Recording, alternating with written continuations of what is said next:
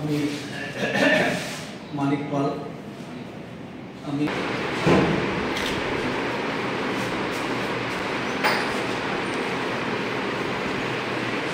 আমরা আজকে সংযুক্ত কিষাণ মোর্চা ত্রিপুরার পক্ষ থেকে আমাদের ত্রিপুরার যে কমিটি এই সংবাদ সম্মেলনে আহ্বান করেছি। উপস্থিত সকলকে, সাংবাদিক বন্ধুদের অভিনন্দন জানাই। আপনারা ইতিমধ্যে জেনেছেন যে আগামী 20শে মে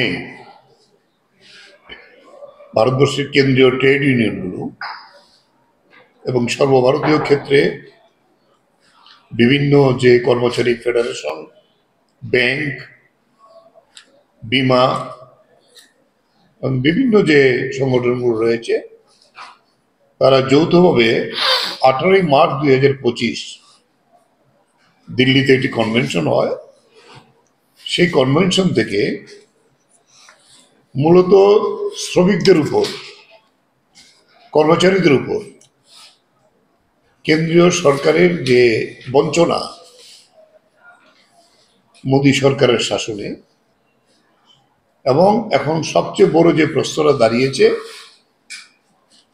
আমাদের দেশে 44টা শ্রম কোড ছিল, এটাকে কমিয়ে 4টে শ্রম কোড করে শ্রমিকদের যে আন্তর্জাতিক স্বীকৃতি যে আইন, 8 ঘন্টা কাজ, 8 ঘন্টা বিশ্রাম, 8 ঘন্টা আনন্দ, এই যে সর্ববিধ স্বীকৃত এই আইনকে লঙ্ঘন করে শ্রমিকদের কাজের ঘন্টা ইতিমধ্যে বিভিন্ন ক্ষেত্রে 12 ঘন্টা 15 ঘন্টা করে দিয়েছে, এটাকে 16 ঘন্টা করে নিতে চায়। বলে এই যে অধিকারগুলো, পে কমিশন হয় না আজকে অনেকদিন হয়ে গেল, সেখানে ক্যাজুয়াল ওয়ার্কার ভারতবর্ষের সবচেয়ে বেশি, আশা, অঙ্গনবাদী, বিভিন্ন স্কিমের যে ওয়ার্কার, তাদের চাকরির কোনো গ্যারান্টি নেই। গিগ ওয়ার্কার যেটা, যে বিভিন্ন অ্যাপের মাধ্যমে যারা কাজ করে, তাদের তো একেবারে নিমত্তা নেই, আজকে নাই, আজকেই নেই। অথচ এই মাল্টিন্যাশনাল কোম্পানিগুলো কোটি কোটি টাকার বিজনেস করছে।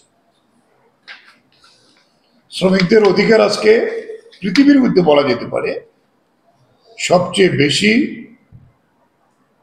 হরণ করেছে নরেন্দ্র মোদীর সরকার। তাই তার বিরুদ্ধে ওই কনভেনশনের সিদ্ধান্ত হয়েছিল যে আমরা